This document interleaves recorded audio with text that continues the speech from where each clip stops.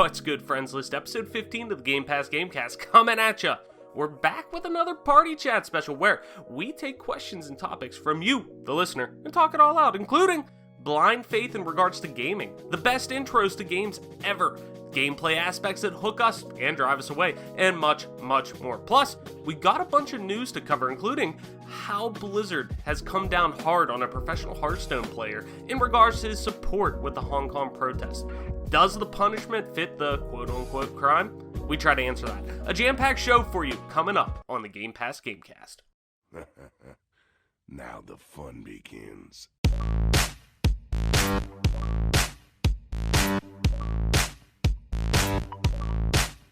Budget.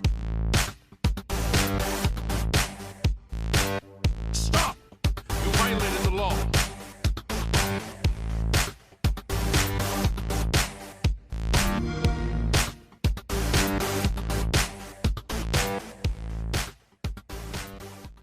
What is going on, everybody, and welcome back to another episode of the Game Pass Gamecast. I'm your host, as always, Travis White, aka Travis, on most internet platforms. We got another party chat episode for you today. Joining me, as always, my two partners in crime, Adam Marshy Marsh and Mike Toy Soldier P-Pack. Mike, what's good? What's going on, and what have you been playing? It looks like you've been playing a little Reach to start it off. Yeah, I did get into the Reach Finally. Insider, test flighting. I mean, was it kind of like Shawshank Redemption, where you're fucking crawling out of the pipe and you're just laying, finally! I just don't know what I got something for my fucking 15 years on Xbox Live! I just didn't know what I needed to do to get invited at the end of the day. Like, what? So what was the process? I mean, like, I've applied for flighting for PC and whatnot, but like, what is it like with actually? Did they just send They you just an email? pick you randomly and send Yeah. you an email. That's basically with instructions on how to like install the correct version. Okay. I didn't have Halo Reach selected as a preferred game, so they didn't include me.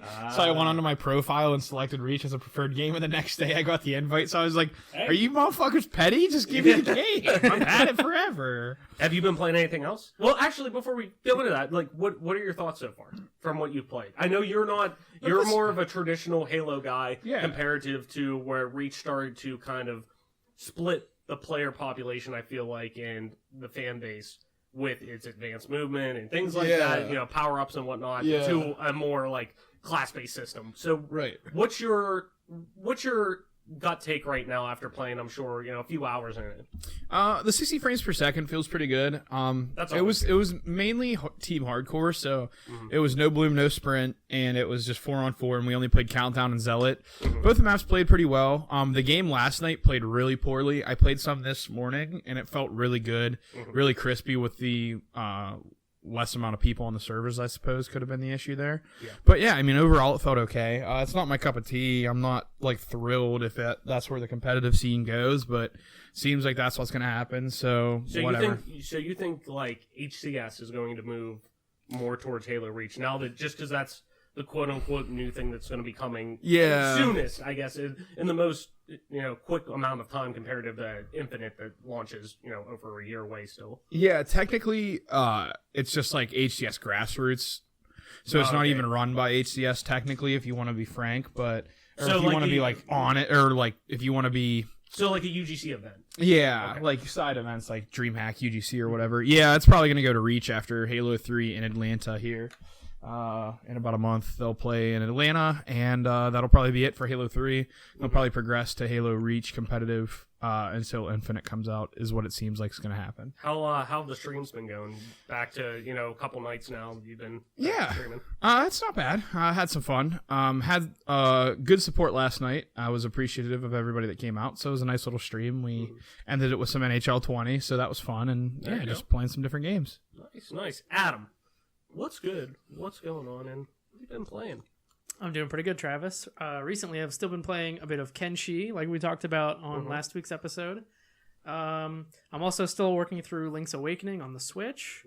Still working through my New Game Plus playthrough of Fire Emblem with Alexis. And What's your hour count at right now? I couldn't tell you for sure, but it's probably over 100 by this point. Oh, I would think so, definitely. From what you were sounding like before with you kind of got into the nooks and crannies of your first playthrough alone. Yeah, you know? I think I got up to maybe 80 with the first playthrough, and I'm to part 2, like past the halfway point of this one. It's still scratching that itch. Yeah, I'm still really enjoying it. Good.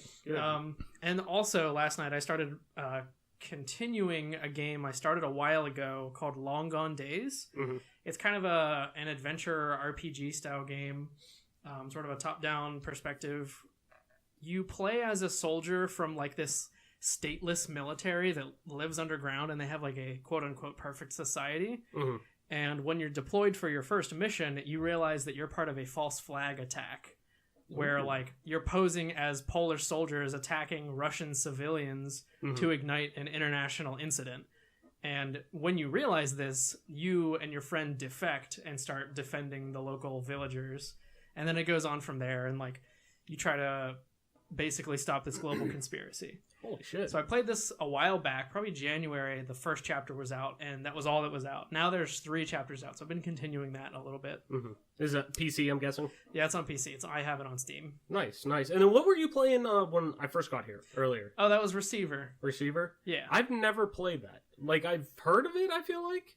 I think I've talked about it before. It's a game where your gun handling has way more granularity to it. There's like a key press to take the magazine out of your gun. There's a key press to holster your gun. A key press to load rounds into the magazine one by one, and then you pull the gun back out, put the magazine back in, maybe rack the slide if you That is are empty. intricate. Yeah.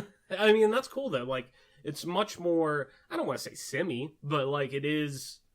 I mean, I guess that if somebody's looking for that immersion level of, I actually want to physically load my gun, almost like what you would get in like Firewall or Blood and Truth on PSVR, like a VR almost experience without the VR, where you're actually forced to do these things to actually get through a mission. Yeah, I don't know if it would work on anything but a PC with a keyboard with a lot of keys, or in some kind of VR context where you could do more context sensitive stuff with your hands. Mm-hmm. But it's interesting. The actual like gunplay and the story are really simple, but just that added depth of you have to learn this new system of loading and unloading your gun, reloading, managing your resources and stuff like that. It's interesting. Nice. On my end, just kind of like I was saying before, playing through The Last of Us. I did finish it. It's I think my 3rd or 4th playthrough of the game. I mean, it's just it hits hard, and I think it personally is the best example of narrative, what you can accomplish with narrative in a game, especially in terms of combining tight gameplay, polished gameplay, and narrative. That it's still the standard bearer, even with PS3 assets and stuff. With the remastered version, it's one of the best stories in gaming. But outside of that, my fiance and I played through Until Dawn. Really? Yeah, the first time I played through it since we played through Yeah. it 2 or 3 years ago. 3 years ago, I think. And we went through, and when we went through and got our first playthrough, got no kills. Yeah. Everybody survived. That was not the case with us because I let her do all the decisions, and I just did the QTEs and stuff like that. It was awesome though, because like it was so cool to actually see some of the deaths that happened. Like, spoilers for Until Dawn, a PS4 game on a usually normal Xbox podcast, but I lost right off the bat. We lost, not right off the bat, but when the tower falls with Matt and Emily, lost Matt. He got picked up by one of the demons and just fucking put on a hook through his like bottom of his like jaw. That was pretty gruesome. Or the Wendigos. The Wendigos. Not the demons. The Wendigos. My mistake. But everyone else survived until right at the end in the last chapter where Josh is like talking to people. Like he's like, get out of my head. Like, and the Wendigo comes up and just smashes his head in. So he gone. But then You're talking about Remy Malik, right? Yeah, Remy Malik. But whenever and the best line of that whole game, Godspeed, Pilgrim, from Rami Malek. I haven't stopped saying that all week. I'm surprised I'm still living at this point. I've been fucking killed in my sleep. But we get to the end, and you know how at the end there is, you have the option to flip the switch and light the whole house on fire. I flipped the switch and lit the whole house on fire and let Emily die, Matt die, or not Matt. Yeah, Mike. Sorry, Emily, Mike, and Ashley. I think that's the only 3 that were left. But Jess, Chris, and then what's her name? Hayden Pantiere's character. I can't remember off the top of my head. But they all survived. But everyone else got fucking toasted. Yeah. It was awesome. Like, and it was cool. Like, I popped some trophies because, like, I'm a big like achievement trophy hunter guy. I popped some trophies that like I wasn't even thinking. I'm like, oh shit, they do have like trophies for like killing people. These people all get fucked. Like, so it was great. But played that. Really, that's kind of those 2 are the only things I really played. I rolled credits on Last of Us last night, so I haven't really started anything. But I got Concrete Genie in the car to play later tonight. I'm really excited about that. Molly wants to play Detroit. A lot of PS4 stuff right now. Yeah. Kind of in a holding pattern until Outer Worlds comes out. That's going to be my next big Xbox game. I think that's me too, yeah. Yeah, so I'm excited for that. That'll be good. But before we get into our party chat episode, as always, got a little housekeeping for you, and we got a new giveaway. Do you like free games? Does a bear shit in the woods? I mean, I guess. I've personally never seen it happen, but I'm getting off topic. Of course you do. So let us help with that. We're giving away a brand new free game of your choice on any console to one lucky listener. And all you have to do is the following. Follow us on Twitter at GPGC Podcast, retweet the pinned tweet on our profile, and make sure you're listening to the show to know if you've won. That's it. Once we hit our goal, we'll pull a winner and we'll get someone squared away with a game. So head on over to at GPGC Podcast and enter today. Stumbled a little bit with that one. New ad reads. Anyways, heading into the news, we got a little bit of a jam-packed news day here before we get in. Hopefully we don't get a little long in the tooth with this, but a lot of big things I did want to touch on because I think it does kind of pertain to our listeners that we do have. So, first one up, Blizzard suspends Hearthstone player for Hong Kong support, pulls prize money. This comes from Luke Plunkett via Kotaku. So, goes like this. Go over, as always, we'll have all the links to this in the description. Go over there, give Luke, everybody who we kind of touch on, make sure you go over there. Give them a click, give them a view. That always helps them. So, diving into the first one here. Blitzchung. Adam, how would you say that? Look, we're English speakers, so we're gonna mispronounce every name that's not English. But I think it's Ungwai. Ungwai, something like that. Blitzchung Ungwai, a pro Hearthstone player from Hong Kong, ended a stream earlier this week with a statement of support those engaged in months-long protests against local police and government. As a result, Blizzard has ruled that he violated competition rules and have handed out a heavy punishment. In the stream, part of the broadcast of the Asia Pacific Grandmasters, Blitzchung wore a mask similar to those worn by protesters and said, "Liberate Hong Kong, revolution of our age."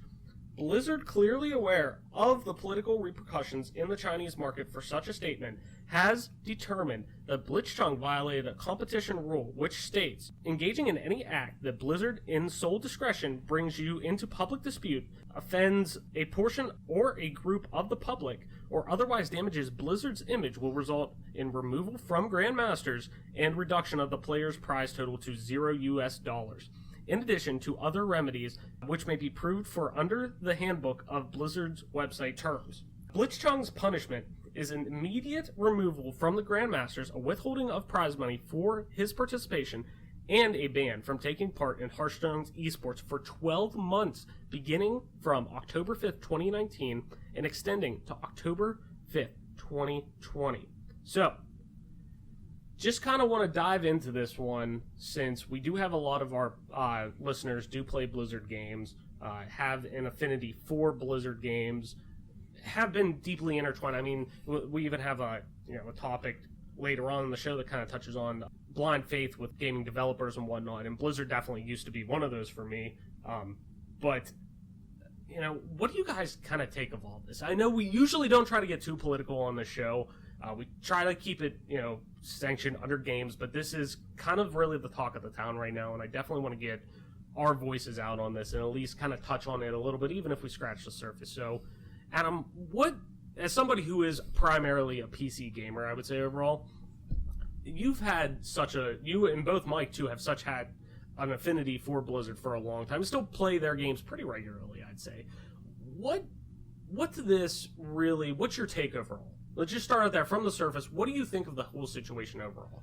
I think it sets a dangerous precedent for, I guess, any company that wants to do business with, let's face it, an authoritarian regime who wants access to the market that they exclusively control through their manipulation of media access and all that stuff. Essentially what you have is a business imperative coming into conflict with a moral imperative, where you're restricting and punishing somebody's speech based on, you know, how it's going to impact your relationship with that regime. It's essentially Blizzard's looking after their bottom line, and you have to wonder, like, at what point do they look in the mirror and say, are we the bad guys now? Like, I mean, this really pulls on a lot of ethical heartstrings, I would say. Like, yeah. At what point do you also look at this and say, yeah, this may go against our written guidelines, but, like, this is who's writing this specific guideline to say that? I'm sure they're very well paid lawyers, but at you're going to forfeit all your money. Like, that's one of their, like, I get if you come on and you say something racist or you say something of that nature, or like I support ISIS or something like that. That's like vehemently bad. Like, it is just without thought. That is a horrible thing to do. Right. Where this is somebody who's probably affected by this oppression. Yeah. Saying, like, and this is my take because it kind of goes into this.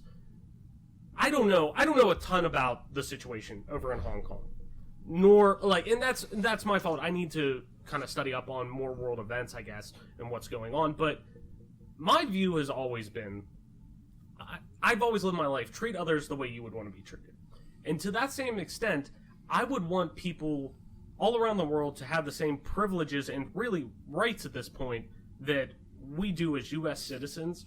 Of freedom should be free. You should have basic human rights and freedom, and you shouldn't feel worried about, you know, waking up the next morning just from going to sleep every night. And I mean, to me, if that's being something that's being taken away all over the country in different climates and whatnot, or political climates, you know, that's something that does need to be taken care of. And that's just like, to me, that's a no-brainer. Yeah. It's like, if somebody's being oppressed for just living in the current country they are for really, I don't want to say no reason, but it's just for being, you know, somebody else ruling their you know, the certain area that they're at. Yeah.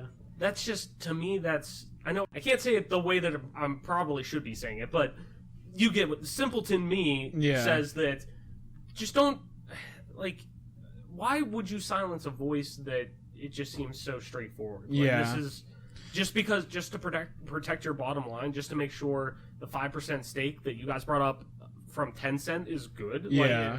Like, that's 5% of Blizzard. Like, 5% compared to the 95% where, you know, granted, the Asian market obviously is such a big tentpole for Blizzard, but it's at the same time, like, it just seems so ethically and morally straightforward. Like, yeah, there's a moral cost for earning all of that. Exactly. That's what I'm trying to say. Yeah, it's a pathetic move by Blizzard. It's condemnable in all ways. I can understand that your bylaws are written a certain way, but at the end of the day, I think a suspension for a year for his comment would have been sufficient if you were really looking to punish a player. I think rescinding the prize pool money is completely uncalled for a player who has spent his life becoming an expert at your game. Yeah. You know, you don't complain whenever people watch it on Twitch and you get ad revenue from it. You're not complaining when that person is putting their likeness to your benefit on streams all the time. Yeah. You're the one benefiting from this ad revenue, the subs that you might get on your Twitch stream because he's playing on it. Yeah. And, you know, but all of a sudden he wants to say something that, you know, by and large, woke culture, and I put that in air quotes for those of you that can't see me, is something in America that it's kind of not edgy, if you will, but it's like the hot thing nowadays is everyone to be woke about everything. Yeah. And, you know, it just seems so ironic that Blizzard is stamping out something like this in China. And I understand that the government of China in particular is communist, and the Hong Kong situation there, it feels like that city alone is kind of fighting back against the negatives of communism, if you will. And I don't blame the poor farmers in China, because there's plenty of those out there also that aren't living in the city. Yeah. And I'm sure that the media in China is suppressing what's happening in Hong Kong. So there might be people in northern China near the Mongolian border that don't even know what's happening in Hong Kong. That's just the nature of the beast when you're dealing with a communist regime like this. I just think that it's absolutely, like, it's just devastating to, I'm sure that player, I'm sure other players who are on the side of the revolution, if you will, if you want to call it that. It's just really disappointing that there's going to be players out there that might differ with the norm, that, you know, aren't going to be able to have their voice heard. Like, but God forbid if this guy was a furry, or if he was homosexual, if he was whatever, which it would have been fair game. But this guy's speaking up for a cause that he thinks would better his family, himself, his family, everybody in China, and, you know, he's the one that gets the guillotine. I don't know. It just seems kind of flaky for me. And it's just disappointing. Blizzard's been making some really poor decisions. For my standpoint as a fan, just make Diablo 2 remastered. If you're not going to make a good Diablo game, nobody else gives a fuck. We'll play D2 remastered all over again. Yeah. Just like we're going to play with Warcraft 3 remastered when you finally release it. Just like we played StarCraft Brood War remastered, and just move on with it. Like, stop making shit for World of Warcraft. Give us a good game, or piss off. Like, all you did was they're appealing to. I mean, I want to say World of Warcraft's such a broad audience, but well, at yeah, the same time, that's one revenue stream. And if Blizzard's touting themselves as this huge entity within the gaming landscape that covers so many avenues, realistically, they're only covering World of Warcraft and Overwatch. I mean, that's you see, Overwatch has all the, you know, presence of it with their Overwatch League, which is great. Which, like, by the way, if you watch the CSGO major, Blizzard is dumping millions and millions of dollars into Overwatch esports and still being outviewed by Counter-Strike Go, which has been out since 2012. Yeah. So they're putting a foot down because they're on the side of the Chinese government, because they're benefiting so greatly from a little bit of they're benefiting a little bit from a partnership with them. And I just feel like they're putting themselves in harm's way, because all that's going to happen is there's going to be people in America that are pro-protest. There's going to be people in Asia that are pro-protest. And all you're going to do is you're going to hurt yourself, because those people are going to start boycotting you. Because that's the only way you can make these corporations suffer, is if you do it with your dollar. And it's not going to happen if me getting angry and saying, fuck World of Warcraft, fuck Blizzard, and I'm the only person that's doing it. That's not going to matter. But when you make a statement like this, it's going to open the eyes and ears of a lot of people. And now you're going to be under the microscope for a long time to come for this entire suspension. Like I said, okay, a suspension for a year and no forfeiting of the money would have been sufficient. Suspension for 3 months, and then whatever prize money you would have earned this month rescinded would have been fair. But what they did is completely out of line. And I have to wonder if they really enforce this rule if it comes to other things. Right, like I said, like if a player's having a heated gaming moment, do they get suspended for a year and lose their prize money? Right, Probably like even not. in the Asian market, homosexuality is still a little taboo in that culture. What if someone was gay from Korea or China or Japan and they were playing in one of their esports? Are you going to suspend them because they're gay? Because in Asia, it's not as okay as it is here, which, by the way, there's still sects of America that don't think that it's okay, and I'm sure everyone here that is listening knows that. It's a lot less accepted than it is in other countries, but we're a lot more accepting to that type of thing than Asia is. The past so 10 years, if this guy would have came out and said, I'm gay, what would you have done then? Because he would have been in a sect of, like, it would have basically been a different shot of being against norms there, but like you're basically suspending this guy and punishing him because he's against the norm of what you think. It would be even more perfect because Blizzard puts on this front of being like accepting of and being diverse, and like the cast of Overwatch is supposedly diverse, but it doesn't apply to their Asian market. Like I don't think Tracer is gay in China. It's kind of a catch-22 because representation in media is good, but it's also kind of just lip service. Yeah. Like, it's not really, like, doing a whole lot to combat systemic disadvantages of minority groups or anything like that. It's just, oh, hey, we put one of you in this game. It's such a tightrope to walk. Yeah. I mean, it is. And what do you do as a country or as a society?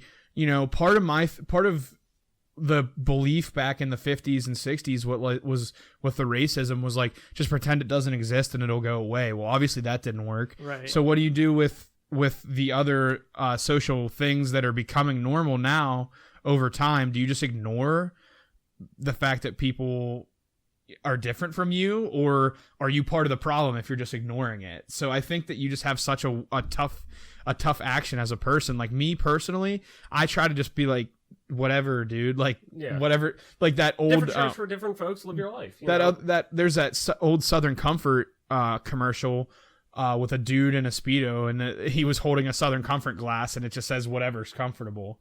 And I kind of watched that when I was like 19, and I thought to myself, that's a pretty decent way to live your life, dude. Yeah. Whatever's good for you, do your thing, and absolutely, if that's the way you want it, that's the way you want it. But so I'm sure we'll find out more. I guarantee this isn't the last we're going to hear about this story. Yeah, it can't be. The internet's.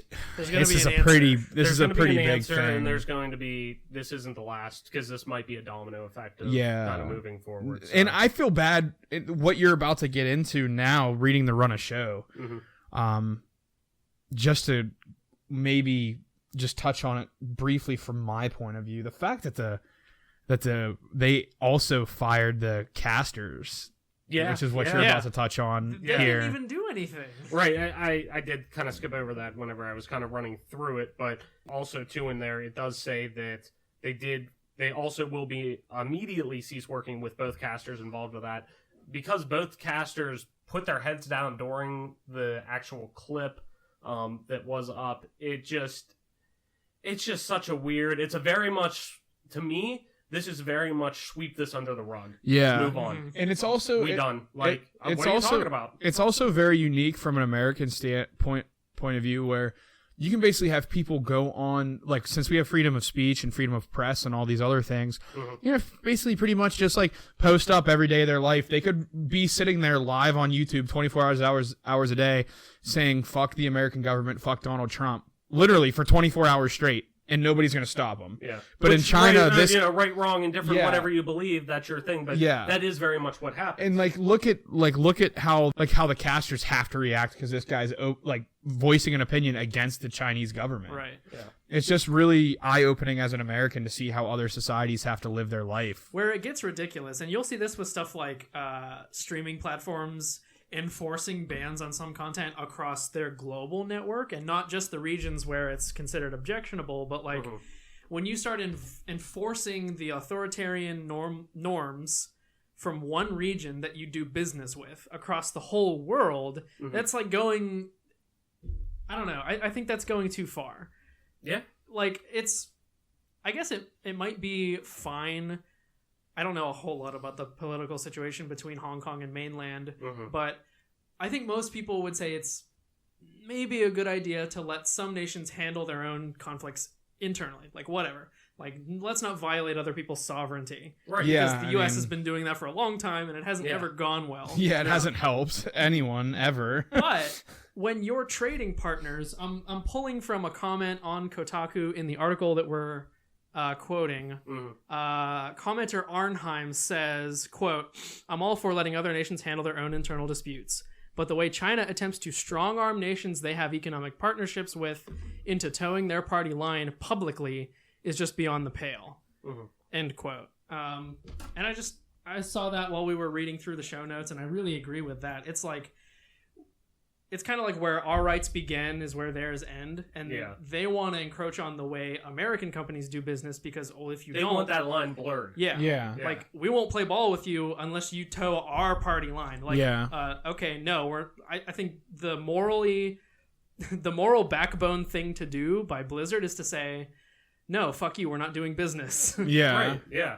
Or at least, like, I get that doing nothing is also a stance that a company can take in a situation like this. Yeah, they could have just as easily said, our players don't speak for us. Yeah, which is like, right, and that's kind of what we talked about earlier today whenever we first kind of got together, and we were just kind of giving over our initial thoughts on it, as we're getting ready. I kind of even said, I'm like, the best way to handle this seems like the opposite of like PR 101. Yeah. In a way. Yeah. Like, this is not polar opposite, because they are taking an action with it, and they are they're using the mindset of we're coming down, bringing the hammer down on this, but this might not be the best example to do that. Right. Like this is a line, the fucking tightest tightrope you can walk. I mean, this is really something that they're opening up a whole nother can of worms, a bigger ball of wax. It doesn't get any bigger than international politics. No, and it doesn't. The player Blitzchung probably knew that he was going to be reprimanded for it, and he thought that it was worth the time and whatever he received for doing said thing, because the Chinese government knows who the fuck this guy is. They have his first and last name. Right. The thing that I would have to look into, and obviously we've spoken at length about this, but we would have to know exactly how their contracts are laid out when they're in this Grandmaster class and when they're playing competitively in Hearthstone. Yeah. Because maybe their contract says that when they sign on and they're in this Grandmaster, maybe they're a likeness of Blizzard. And even if, like, that sucks for the player because it's a really bad contract, and this is when you need to get lawyers involved because esports as a whole is evolving, and we see a players union in Counter-Strike has formed, and it's hiring OG players. Like, I'm talking like Sean Garris is a big player who's also a commentator in most of it. Jordan Nothing Gilbert is a part of the union, kind of working towards the players, because for a little bit there, 2015, 2016, the players are kind of like getting stronged armed by these orgs because the orgs have all the money and they can hire these super smart lawyers that can just put shit in their contracts that really were hamstringing players to the point where they play for a month, their game goes to shit, they get benched, and for 11 months they're forced to sit there and play pickup games for 11 months until their contract's up, and then they're finally free. Right. They're getting these things involved, and this is something that we will touch on maybe next party chat, maybe if we branch off and have an esports show. But contract negotiations and what players need to do as individuals to protect themselves is evolving, it's changing. And like, this is a situation where if a lawyer would have reviewed this player's contract, the lawyer would have told him, hey, I know you paid me $1,500 to read through this contract, but by the way, if you sign on to this, you are a Blizzard employee and you can't be out of line. You have to be ho-hum, I love Blizzard, and you're an employee, period. Whatever you say online, whatever you say on stream is all going to be held against you. And if that's the way the contract's worded, I could see terminating him as a player from the Grandmaster or whatever. Right. But I think like rescinding the prize pool is what really gets my blood boiling, because like, how can you make this person lose their prize pool money that they put all this time and effort into? It's just really unfair. Wild West, actually. Yeah, it's so weird. It's just a crazy situation. Like I said, we're probably not going to hear the last of it. Yeah. This will only be evolving. Blizzard's going to have to make a statement, because there is people like Slasher on Twitter, Rod, or what's his name? Rod, I forget how to pronounce his last name, Barlow or whatever. Yes. You know, he's a big media presence on Twitter, and a lot of people follow him, and he's been very vocal in his displeasure with Blizzard, and a lot of other people and personalities have been very upset with Blizzard and their stance on this. And like we briefly touched on, I understand that Blizzard is probably in a lose-lose. They either say nothing and China's mad at them, or they do this and now everyone's mad at them. What do they do? But at the end of the day, I think that being like, whatever was said on our stream, like something closer to a middle ground. Right. All they did was they stamped out, and you know, Europe's going to be watching this. Yeah. You know, the French, they love their revolutions. I mean, not to get, I'm in a French Revolution class right now in school, and man, like, they're watching. There's a lot of people out there and countries out there that are probably pro Hong Kong protest, and they're just keeping their mouth shut because it's not time yet. Hopefully it never becomes time, because Lord save us all whenever that time does come. Yeah. But from what little I know of Hong Kong's political history, it's such a weird ball of wax. I think about 20 years ago, it was still like a British colony of sorts. Yeah. And then it was handed back over to mainland, but it's kind of one country, two systems. It's weird. It's really weird. Yeah. It's like I said, this definitely won't be the last we hear. This may be kind of a big tentpole, part to the movement of, like you were saying, unionization in esports and players' generality. rights. I'm talking, blanket statement union in and esports. streamers. I had no idea of there was Twitch's, a players union. That the for fact that they're- CS:GO. Yeah, the fact that they're organizing is awesome. I didn't know about that. Yeah, they're organizing to get like better tournament dates, so they have, because there's always a player break after the last major of the year, and that's part of the union working with these tournament organizers saying, hey, like, our players are getting burnt out. You got to give them a 3 or 4 month window where they can kind of just like, for 3 or 4 weeks, just kind of like disconnect, recharge. I mean, really, they really needed an off season, yeah. and because what was happening was these majors were happening, and then tournaments like DreamHack were popping up, or Intel Extreme Masters, and they were just putting them in the dead space in between majors, and players are like, I'm playing 24/7, 12 months a year. I can't take it anymore. I can't play at this level for this length. So I'm sure this is the beginning of that, and we'll cover it in length going forward for sure, because this is not the last you'll hear of it. Yeah. And I'm just happy that everyone's eyes are getting opened to the bullshit that players and streamers put up with. Absolutely. And, just what's going on in the world, too. Yeah. So, definitely. Before we move into party chat, just since we were going a little long in there, which is good because I wanted to have a deep discussion. The more we started evolving in that conversation, it felt right to keep going with that. But just wanted to touch on, just a heads up, just because this is one of the biggest games of the year so far that was going to come out. Doom Eternal is delayed until March of 2020. But just kind of going in, this is the statement coming from Doom's Twitter account, so probably straight from id Software. Throughout the development of Doom Eternal, our goal has been to deliver a game that exceeds your greatest expectations across the board. To make sure we're delivering the best experience for Doom Eternal to live up to our standards of speed and polish, we've made the decision to extend our launch date by a few months to March 20th, 2020. We know many fans will be disappointed by this delay, but we are confident that Doom Eternal will deliver a gaming experience that's worth the wait. In addition to shift the Doom Eternal launch date, we've made a couple other changes we want you to know about. Invasion Mode, which will allow you to enter another player's game as a playable demon, will release as a free update shortly after launch. Doom Eternal for Nintendo Switch will release after the other platforms. We will announce that date in the future. Doom 64 will be available on Xbox One, PlayStation 4, and PC in addition to Nintendo Switch. We are adding Doom... I accidentally wrote Zoom. We are adding Doom 64 as a pre-order bonus for Doom Eternal on all platforms, so you'll be able to download and play the classic game for free just for pre-ordering Doom Eternal. Doom 64 will release on March 20th, 2020 on all platforms. We are grateful to every Doom fan for your dedication and support. We can't wait to rip and tear right alongside you. This doesn't shock me. Just real quick before we head into party chat. It doesn't shock me because Doom Eternal really is much more than just your carbon cut, cookie cutter sequel that you normally see with FPS titles. It's taking what that excellent foundation that Doom 2016 had that kind of shaped everyone's perception of what FPS campaigns can be from kind of standalone experiences, and is really kind of starting to build like a mansion or castle on top of it. Yeah. It really felt like multiplayer in that game was second. I enjoyed it. I enjoyed it thoroughly because it felt a lot like an Unreal Tournament game. Yes, very much but too with that. You're right, and it felt, for the first time in a long time, the multiplayer was an afterthought with this game. Which, by all means, different strokes, different folks, but very much so, they set out saying, id Software set out saying, like, look, this is what we want, first and foremost, we want this to be at heart a Doom game. And what is Doom, first and foremost? It was a single-player campaign. Yep. So, really, with this expansive campaign that they're kind of billing Eternal to be, which is, what they said, around 20 hours long for a regular playthrough, which is awesome. Plus multiple multiplayer campaigns and service-style modes on top of that, it's a pretty big jump.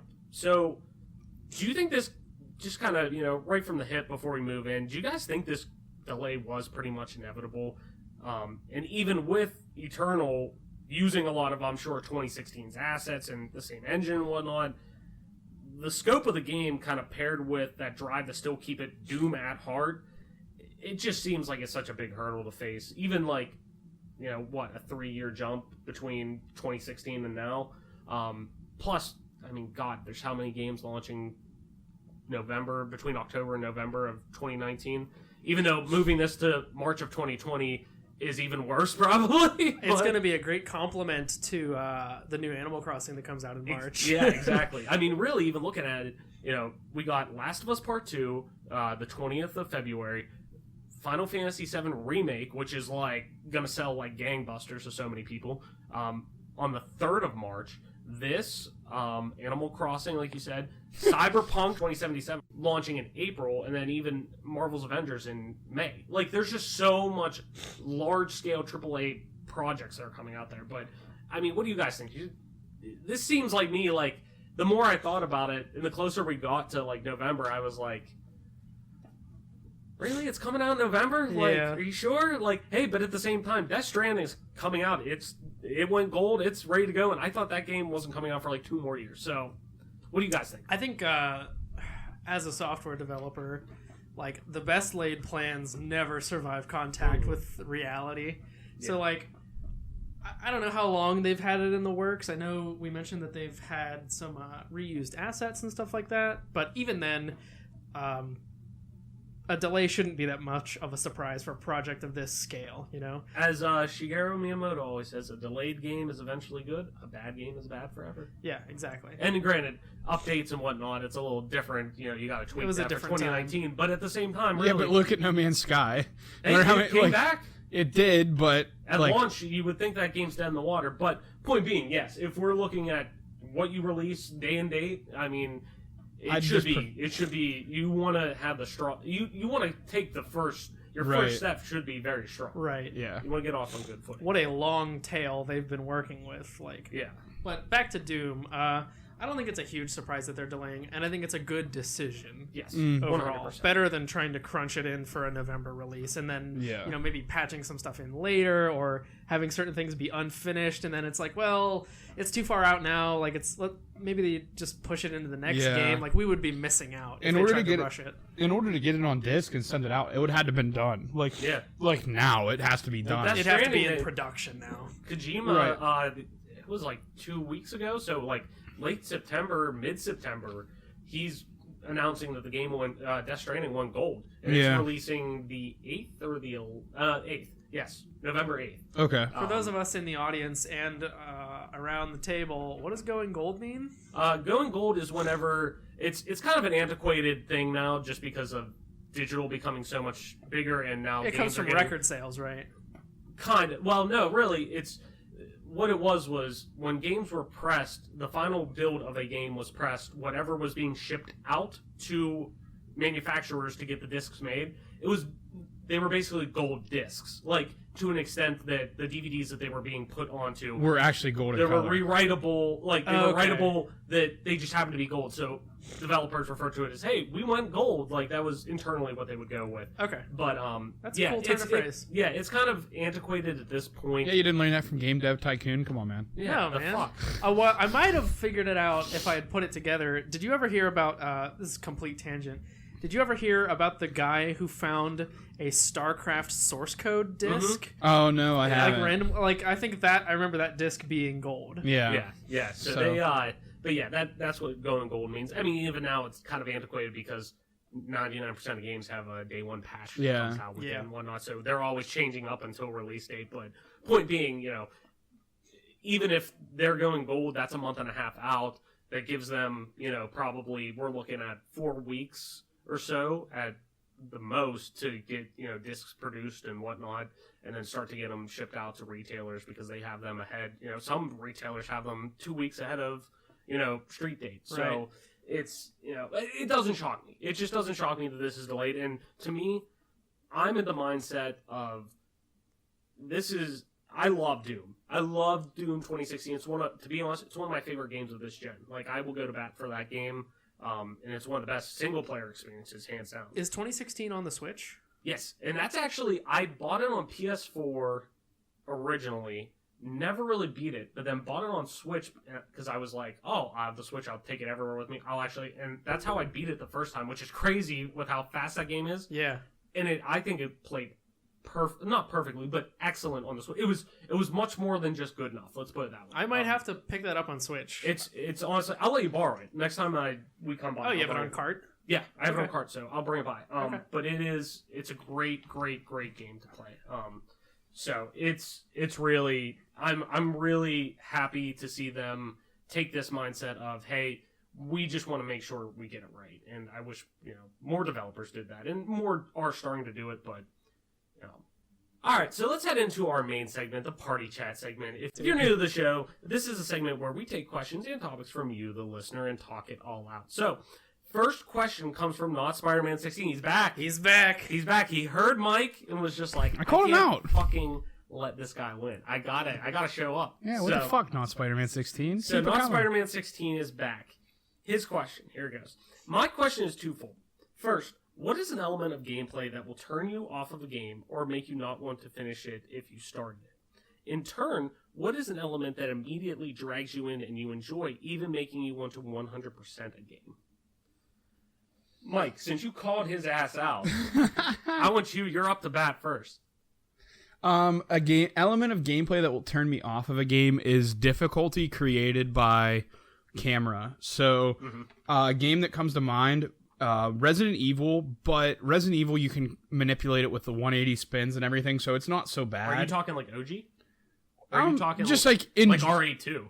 Well, like every Resident Evil up until like the first person games, basically, like RE7, yes. right? So yeah, the original, like the ones with the tank controls and shit like that. Yes, 100%. Where like you're running one way and you have to hit a button combination to spin around 180. Like that's difficult, but it's manageable and it's not horrible. The game that really comes to mind is The Evil Within, which is a reason why I never finished it, because it just felt like the camera was like, they made the game unnecessarily difficult because the camera was horrible and they tried to make it Resident Evil-y almost. Well, it was from one of the creators of Resident Evil. So like that's a game that I literally just put to the side and never played again because I felt like the camera controls were so bad I couldn't stand it. Yeah. What is an element that immediately drags you in and you enjoy, even making you want to 100% it? Like what's an element to a game that you really like, it'll hook you and be like, oh, I love it? Probably anything that pertains to rewarding skill in a game. So things that come to mind are hitting combos in Ninja Gaiden that are difficult to hit, that do a lot of damage. Fallout 4, for as not as bad as it was, but as for unenjoyable as it was for me, the fact that you could use a not as good of a weapon but still get crit hits for shooting people in the head with skill, that was really enjoyable to me. So it actually pushed me through that game much further than I would have gotten for a lot of different reasons. So just rewarding a skill in a game, in Halo, when you hit headshots with a sniper on elites, or using the noob combo in Halo 2 because that's the only way to get through legendary, things of that nature, you know what I mean? Just rewarding someone for being good at something is comes to mind. So not letting a lot of RNG get into it, I suppose, would be another way to put that. Keeping it skill-based is enjoyable. Definitely. Marshy, let me hear it. So I'm going to start with the positive one because I've had more time to think about it. For some reason, any game with some kind of like tech progression, like a tech tree, something where you traverse, like a skill tree. It could be a skill tree, although I'm less keen on like common. You know how it's like a trope. It's a common thing to AAA action titles where you'll have like a 3-tiered tree and there's like 3 different flavors of abilities that you can increase. That not as much, but more so in like strategy or RPG type games where you traverse a tech tree of some kind or go through upgrades. Upgrade systems, honestly, they kind of pull me in. Really? Yeah. So for instance, I've been playing Kenshi, right? And one of the driving forces of me coming back to that game is I gotta fill out the tech tree because you start off as one person in some of the setups. You start off as one person in a city, and you can gather and recruit other people, and you start researching technology to build your own outpost. And it kind of goes from being an RPG, like a single-player RPG, to being a little bit more squad-based. I mean, it's still single-player, but it's multiple characters you control. To almost becoming, like, going into RTS territory, because you're building a base, you're setting up defenses, you're working production lines and equipping all your people, and, like, the upgrade tree is what keeps me coming back, because I'm like, I gotta keep grinding for money, and I gotta keep going out and buying those materials for research, and I gotta keep getting more gear and getting the better stuff. And by the time I reach the end of it, I'm like, now what? So that's a big motivator for me in any game. Any RTS, honestly, they're gonna have upgrade paths. Where I'm like, this is a lot of fun. Yeah. Just like getting through the campaign of like StarCraft 2, for instance, where I'm like, I gotta get all these research points, right, get all these bonuses. Yeah. Something that turns me off of a game or makes me not want to finish it is a bit tougher. But I want to say, like, because you're pretty open with a lot of stuff. Pretty much, yeah. But one thing I know I'm not really into is, like, I guess, like, I'm not really a big fan of, like, randomized rewards in some games. It depends on how it's handled, but for instance, like, any kind of gacha game. I don't know if you've, like... Oh, yeah. That's a mobile genre. Like a Fire Emblem, Fire Emblem Fates? No, Fire Emblem Heroes, I think it's called. Or something like that. Something like that. The mobile one. There's also Fate Grand Order.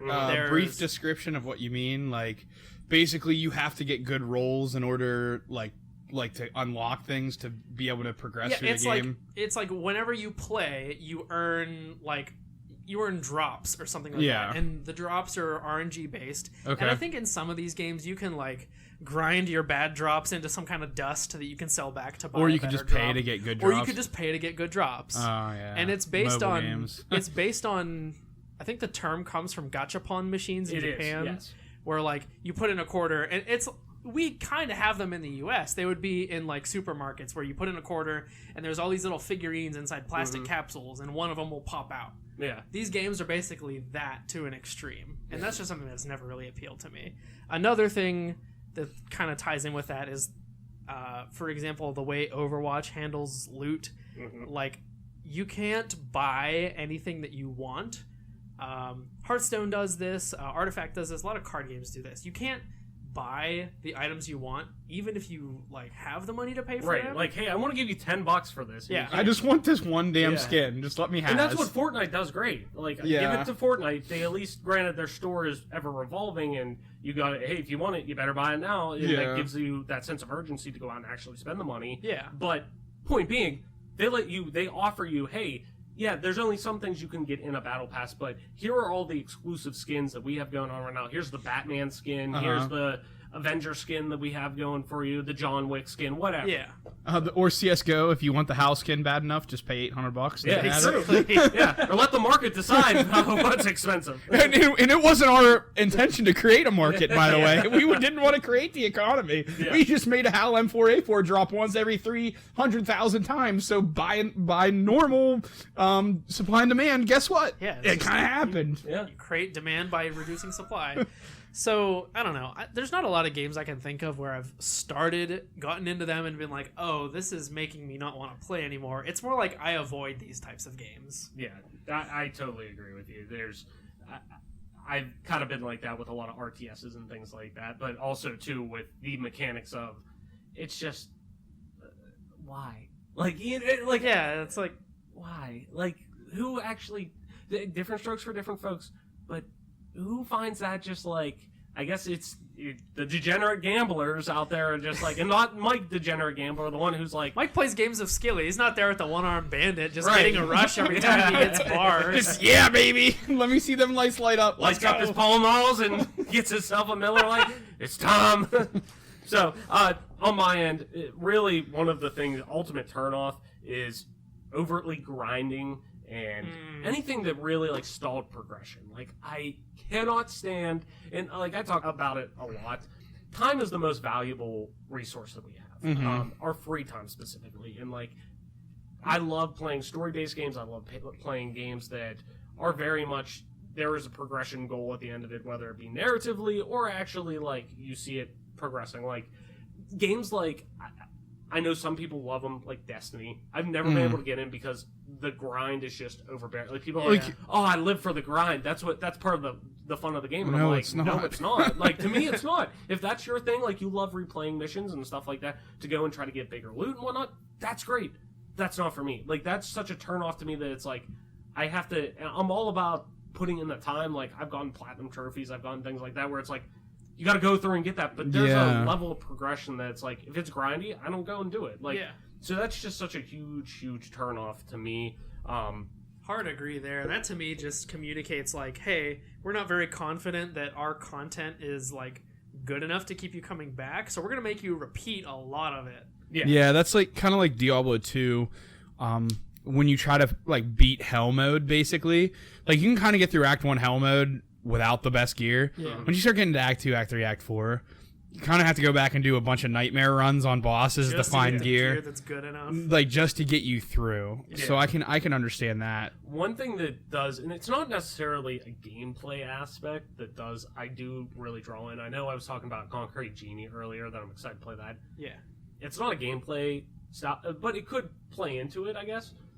I love a good art style, a good unique art style. Okay. Like For anything sure. that makes a game stick out that I'm Like Cuphead. Yeah, oh my god. Like, I'm so bad at Cuphead. Like, I've been playing it now for well over a year now since I got on Xbox. Like, we're talking maybe 18 months, something like that.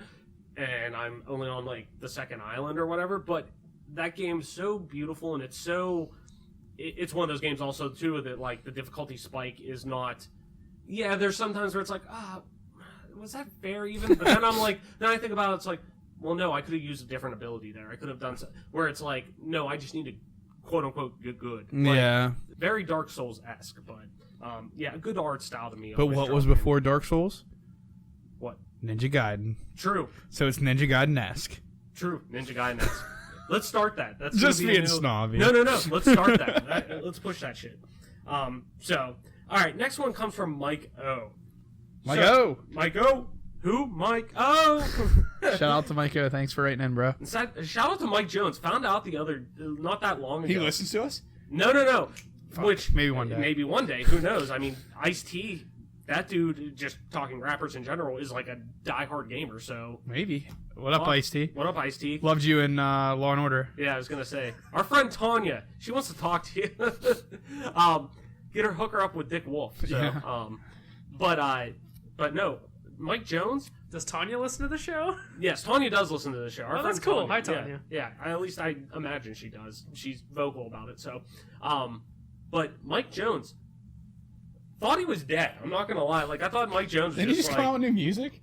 yeah, he's putting out a new album in 2019. Let's go, baby. Girl, I gotta be next to you, Mike Jones. So Back shout out then, to hoes Mike- didn't want me. Now I'm hot hoes all on me. Yeah, Mike Jones running train. Oh, shit. I know what I want to tell you guys. All right, so I swear we'll get through to the next question after this. So, saying train the other day, we were my fiance and I were at a friend's house. We were playing board games. Tonight I Snapchatted you guys about the game that I said we should play. Ox Bellows. Ox Bellows, oi governor. He looks like he's 23, but it looks like he's 47. Yeah. So meth, hell of a drug. But there's a train by their house, and when it was going by, it did the, and I was like, oh, another train. I made the Stand By Me reference or whatnot. But then I thought, I'm like, what if? So what if, instead of an actual train, like you hear that come by, what if it was like an actual, like, what if it was like the train dance, like the wedding, and you just start... What are you talking about? Come on, everybody. Run it. And you just hear it and you're like, oh no, they're back! And all you hear is like, come around it, and they just fucking bust down your door. You start hearing the fucking ambulance come around, come on around the train. No! My son, no! Is this going in the show? It only took us 15 episodes to get completely fucking off topic. Like nobody. Like, just imagine that, you're just sitting there, and all you hear is, you're like, about to eat dinner, and all you hear is, Table starts rumbling, your glass is Just- shaking. and you just hear the door run in. Come on, around the train, and they're just fucking ramming into you. You're fucking dead. Now your wife goes on and marries a new guy because you want her to move on, and when you're gone, and live her life. But then you also want her to mourn for a few months or whatnot. Anyways, I'm getting off track. Anyways, next question. Mike O. Like the jellyfish from SpongeBob with that fucking speaker episode when they want him to play that loud ass music. Anyways, getting back on track. I just had to say that. 15 episodes in it. That's when we finally cracked, folks. It really is. I think I have gone fucking psychotic. Anyways, Next up comes from Maiko. So, Maiko asks, in terms of gaming, what do you have blind faith in? It could be a developer, a certain individual attached to a project, i.e. Hideo Kojima, a franchise, hardware manufacturer, or whatever. With a continuing importance put on consumers to do research ahead of their purchases in our society, including yourselves to a degree, I'm curious to hear what your opinions are on this. And I know I kind of mentioned it earlier, saying, blind faith with things like that, Naughty Dog and whatnot, and that's obviously one of my answers. But what do you guys have any blind faith in gaming? I know Mike kind of is really, I've got my heart broken so many times at this point, man. I don't know that I have blind faith if you ask me, it's much rarer right now. And that's also because there's such a wider gamut of, products and projects and experiences available for gamers to actually... And criticism to consume and be like, absolutely. To actually turn a critical eye to the stuff that look at us doing this podcast. Not everybody does does Mass Effect. I did ask Mass Effect on Xbox One backwards compatibility. So, moral of the story, go buy an Xbox 360 and play it on that. Yes. But blind faith, for me, like I said, developer standpoint, Naughty Dog, they can put out a hot flaming turd on a plate and tell me, hey, this is a hot flaming turd, but it's probably going to be a pretty damn good hot flaming turd if I think so. At least it's spicy. They're one of those developers. That's the spicy nuggies. And granted, it doesn't. I'm sure different strokes, different folks, like I say. But to me, it's like when you're gambling and you're on a hot streak. It's like it's got to end sometime. Like they did Uncharted 1. It was a great base. Like, it was better than most, but not as great as they wanted it to be. Then went to Uncharted 2, and it blew everyone out of the water. Uncharted 3, still really great. Then went to The Last of Us, that, won all these awards and is considered a modern masterpiece, to Uncharted 4, that lived up to everyone's expectations and more, to now what it seems like The Last of Us 2 was going to do, or Part 2 was going to do as well, where people are just like, they gotta have a stinker. They can't. Everything's been great, if not better. The bare minimum for them has been great. So I don't have to see a review. I don't have to see game preview. I don't have to see. Yeah, you're gonna buy it. I'm gonna buy it. I pre-ordered the collector's edition right as it went on sale. I pre-ordered that and the special edition just in case I want to switch it off. You know what I mean? I am buying that game day one, no matter what, as soon as possible. Yeah, you don't even have to ask me, but to me, that's probably. The single one that I can think of. I don't have... You mentioned Kojima. A lot of people say Kojima because they love his gameplay aspects. They love, the way that he develops and designs games, really. I agree, but I don't have that personal affinity with him. But really, if there's anything, it's from a developer standpoint, especially this gen, really, Naughty Dog, hands down. There's no ifs, ands, or buts. I'm buying a Naughty Dog game. And I would recommend anybody buy a Naughty Dog game without anything. Adam, what do you think? I guess... Do you have any blind faith? I think I do, but I want to start with a caveat. Icebox? Or Ice Pick Lodge? Sorry. Ice Pick Lodge. They have games in their catalog that I have not played yet. I think there's one called... You mean you have games in your Steam library? No, from them. I haven't bought them, but they have released games. I think the one that's most prominent is called The Void. Yeah. That I haven't even looked at gameplay of. So I'll probably check something out from them eventually.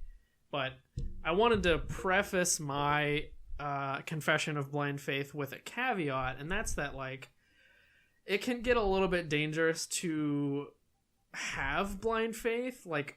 I'm going to sit here and tell you that I do have that one thing that I will always go out and buy whenever it's released, no matter what. But I'm also going to tell you, the left hand doesn't know what the right is doing. Believing in, auteur theory of game development, it gets applied to Hideo Kojima a lot. I don't know if that's fair, because he does give credence to the, actual team that he works with. Right. He's the face of it, but... he's not trying to take all of the credit for everything that's done there, but there are developers who will lead a project and say that they hold the entire creative vision for the project, and maybe they do, who say that they do the majority of the work on a project, and unless you're a completely solo indie developer, which there really aren't that many of those. Yeah, that's tough to do. anyone who releases an indie game, even if they're working mostly by themselves, has to have support from somebody. Yeah, they hire an artist to help them. Like, they have to get help. Yeah. Like, you can't do it yourself, because by the time you do, it feels like the game, like, if you're developing an Xbox One game, you're doing it all by yourself, entirely by yourself. Feels like the system's going to be dead by the time you even are done with it, right? Right. And, like, there's even more than just development that goes into making a game available. Like, even if you do all of the coding, all of the art assets, all of the music and sound, all of the whatever, there's still going to be marketing and publishing and customer service and all this other stuff that, like, one person can't wear that many hats. So if you have blind faith in a series or a studio or something like that, a hardware manufacturer, that's fine. Just be aware that there's always more than just one individual behind the projects that you have blind faith in. With that being said, the Legend of Zelda series is my blind faith series, and you should have called it. As soon as I went out there and was pouring a drink, I instantly thought, I was like, what the fuck? Really, anything Nintendo puts out. Like, they have anything from R&D Nintendo, like, is going to be great. Like, the level of polish and whatnot, even if it isn't my cup of tea gameplay-wise, it's going to be great. So, like, but like you're saying, but the Legend of Zelda, I have to focus it into Zelda just because, like, I haven't bought every Mario game that's ever come out because they're not always my cup of tea. But, like, I do think every Zelda game that's come out, really, that's been mainline, I bought. Yeah. And I've enjoyed it very thoroughly. If I own the system that it's coming out on, or if it looks good enough that I want to buy the system, cough, switch, cough, that it's going to come out on, like, I can pretty much be guaranteed that I'm going to be in for something good.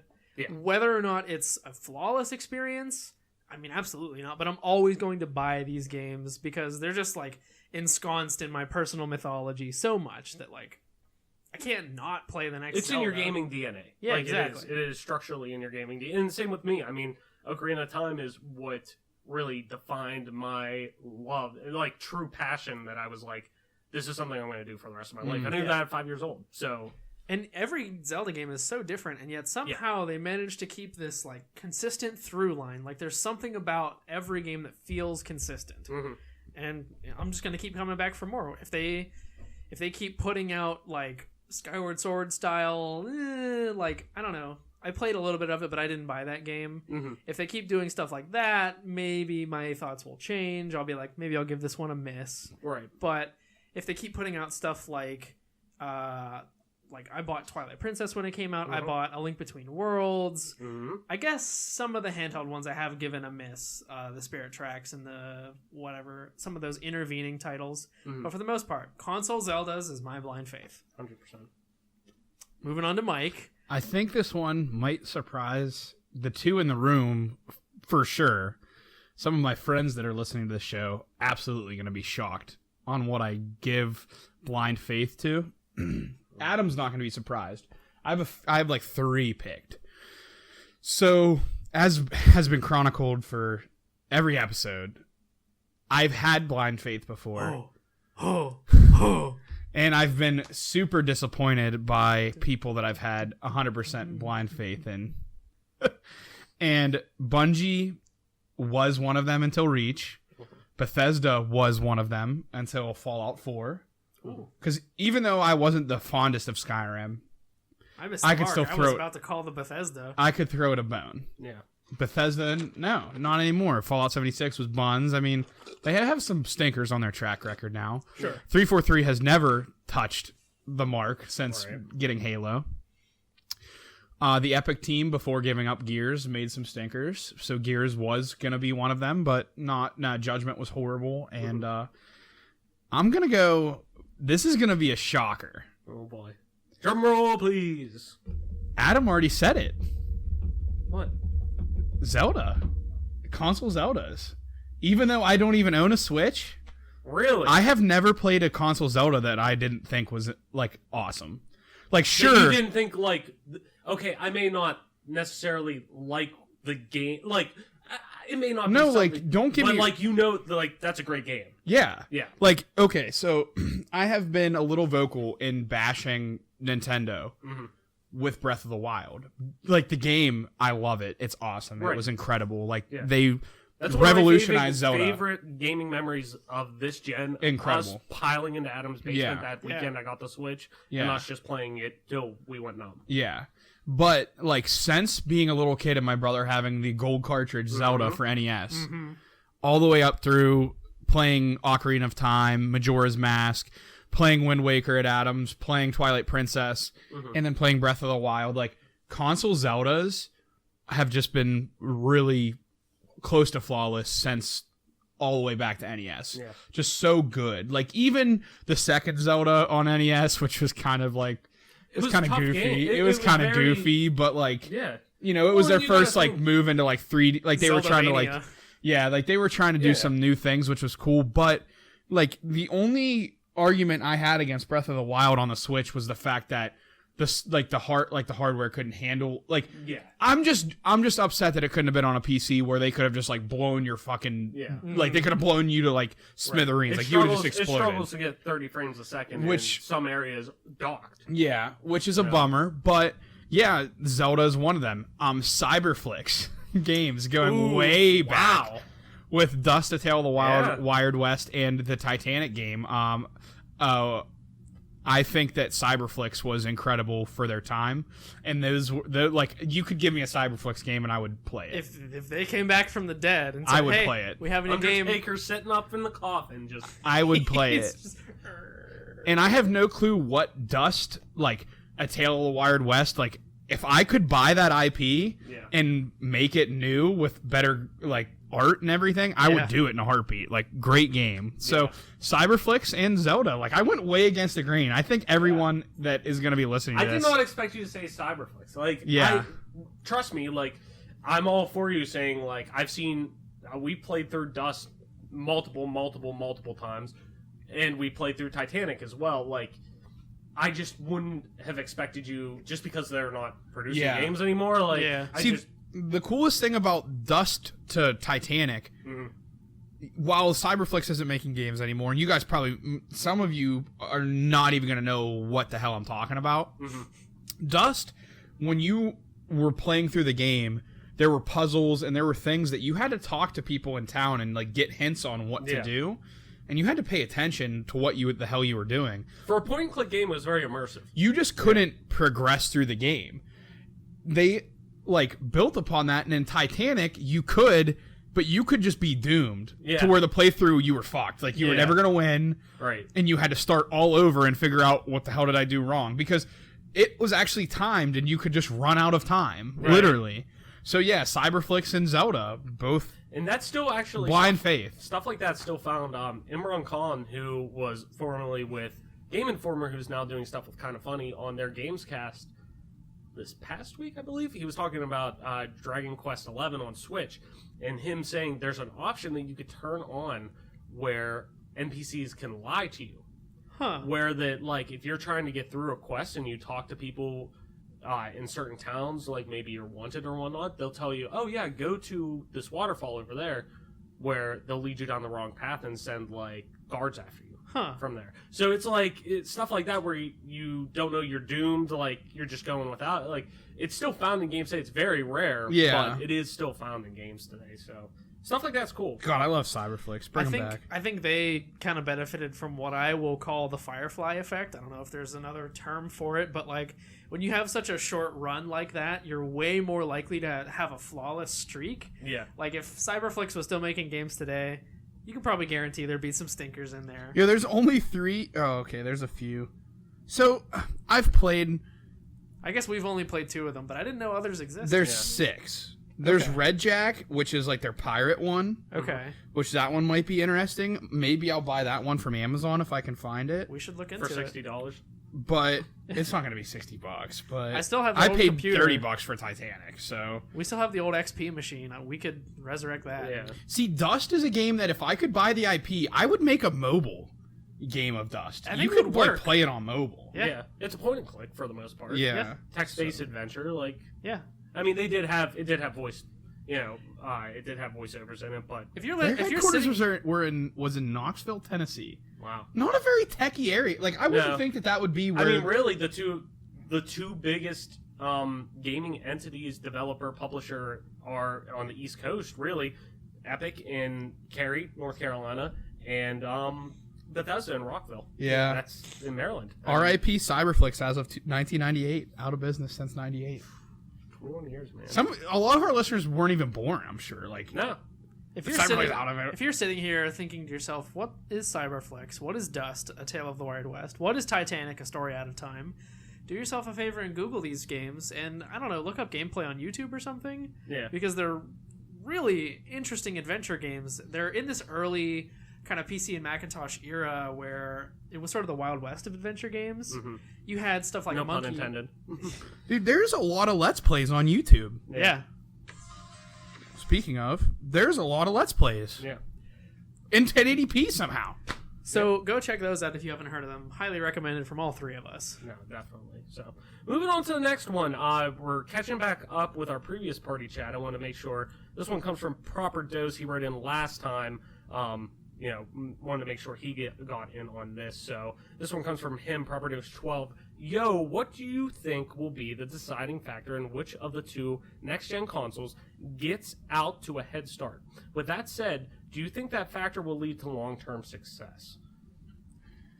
And this is coming, we're recording today where more PS5 news was officially launched via Sony in a Wired.com interview, which is wild to me that they're leaking information through these Wired.com exclusives. A big blowout, I'm sure, is, imminent, just like kind of last gen was. So, coming in hot to this question, I haven't read much of the press release around PS5. I know... Oh, no, it's not a press release. It is literally them giving exclusive info to Wired.com. Okay. It's not like a press release. So it's an exclusive scoop Yes. that they gave that to they're Wired. officially giving out, that they then released in a blog post via Okay. the PlayStation blog, which is just weird. And this comes too, like, not after Sean Layden was leaving PlayStation, their chairman of SIE. Like, it's weird. It's a weird time right now for the king of consoles, really, right now. So, right. So go ahead, though. I've read a little bit about haptic feedback. Yes. I've read about some custom triggers that we're going to be... Haptic feedback, really, you can equate that to HD Rumble. Okay. For the most part. More presence info about your friends list, and something about 8K, about the resolution. Yeah, and both consoles are going to be scalable to 8K, so basically future-proofing for the most part. It's not much to go on at this point, but the hardware promises seem to be good. I think what really sells consoles coming into the next generation is going to be an affordable price point. Absolutely. A significant improvement in hardware over the previous generation. It can't just be like the Wii U, where no one was really sure if it was a new console. It can't be this half-gen refresh either that we've gotten with X and Pro. Right. You're not going to get much adoption there. And you need killer apps to move consoles. You need games. Like we saw this gen with PS4. I think it's going to be a continuation of this generation's dominance. Whoever has the better exclusives is going to be the one that people buy. Right. Yeah. Period. Yeah. I mean, look. There's still the Xbox diehards and the PlayStation diehards. There will always be but those people. We're talking about like your swing buyers who might have gone back and forth. I went back and forth. And we're talking right off the bat too. Like Propertos asks, like, what's going to give them a head start? Like, what's going to sell the console day one or the other? Yeah, what am I going to be able to do with it day one? But that could also lead what we were saying too, though, and I even agree, kind of in my notes, that like from talking about, and I've said this for a few times, I think, but the two biggest reasons the PS4 jumped out to a ridiculous head start was it was $100 cheaper than the Xbox One. Also, too, you didn't have to have the fucking Kinect on, and you were able to, Yeah, the Kinect. You didn't have what a disaster. Xbox backtracked on how they, game sharing and whatnot like that. But big thing was, it was $100 cheaper. It was $399.99 on launch day, and it had fucking games, good games. It had exclusive games. It had its top level IP coming out within the first year. Right. Where Halo wasn't out till year 2, if not almost year 3. And not in a great shape at that. Late 2015, Halo 5s are releasing on there. Late 2014, MCC is coming out that's broken. Like, all of Sony's shit worked, too. Like, but it had killer apps. It had some of the best games of this gen and of all time. Like, but it had Bloodborne. God of War, Bloodborne, Uncharted 4. had all of these games that just, and even coming still, Last of Us Part 2, that's probably going to set records like Last of Us Part 1 did. Like, you got to have games, and it's got to be an affordable price. I can't see, let's put it this way, I think $4.99 is going to be the sweet spot for both consoles. Mm-hmm. I can't see it going any less because the tech just won't. I mean, console makers put out consoles and knowing that they're going to make a loss on it because they're hoping the software will make up for that ground. Right. But they'll sell them at a loss. But at the same time, I can't see the tech that's being provided in there for what it's given right now. I can't see it going any lower than $4.99. But I think $4.99 is a sweet spot. I think that's going to get the people in the door because that's what a lot of them are paying for the most part for PlayStation. I mean, granted, PlayStation 4 Pro is even a little cheaper, but Xbox One X still is selling pretty well from what it sounds like at the $4.99 price point most times. But yeah, I think, what is the killer app going to be? They got Xbox Scarlet, got Halo Infinite. Does Halo still have the namesake that's going to drive sales? I still think so, but not as much, obviously. It's going to be a split because they're coming out on PC, which foreshadows the fact that Infinite's going to be available on PC. So, right, which it will be. I mean, they've already said it's going to be on PC, Xbox One, and Xbox Scarlet. But then at the same time, what's the killer app for the PS5? What's going to sell? What's going to be? Hey, day one, you're going to want to buy a PlayStation 4 for this game. Yeah. Not just, hey, it does everything that probably Scarlet's going to do as well. Yeah. But when it comes down to it, it's the fucking games that matters. It's not going to be a price difference this time. It's going to be, hey, what games sell? Because that's all we've seen this past gen. So, all right. Finally, moving into our last question comes from Hoot Slate. Hey guys, a few friends and I were doing a Let's Play one night a few weeks ago, the original BioShock. And while reminiscing how excellent the first few hours of this game were, the discussion turned to other games with great intros. So my question is simple. What games do you think have the best intros of all time? It could be the first few hours or even the intro cinematics. The choice is up to you. Mike, what are some of your favorite intros for games of all time? First couple hours, intro cinematics. Stand up. There you go. Great choice. You were dreaming. What's your name? Morrowind. Yeah. I already know what you're gonna say. The other game, one of the other games you're gonna say. What? Close shut the jaws of oblivion. That's one of the best intros of all time. From just one teaching you how to play the game. Yeah. The Imperial Sewers, but also the world building it does before you even fucking get to the world. Yeah. Definitely is one of the... I think Ninja Gaiden Black and the first Ninja Gaiden for Xbox, like, they're the same intro. They come to mind after you beat the first level, kind of get a walk down of the Dark Dragon Blade, and you kind of get the story behind it. Mm-hmm. Those games do a really good job. What a way to motivate the player. You play through one chapter, and you're like, I haven't heard or seen anything about this Dark Dragon Blade they mentioned in the intro cutscene. All of a sudden, your village is on fire, and you know who your villain is for the rest of the game. Yeah, it's pretty sweet. Well, shit. Other than that, maybe like Ocarina of Time comes to mind because you're the little kid and you see Zelda escaping, and she throws the ocarina into the water, and you jump in and get it. That's a good one too. One of those three you're pretty safe with choosing, I would think. Yeah. I was thinking that as well.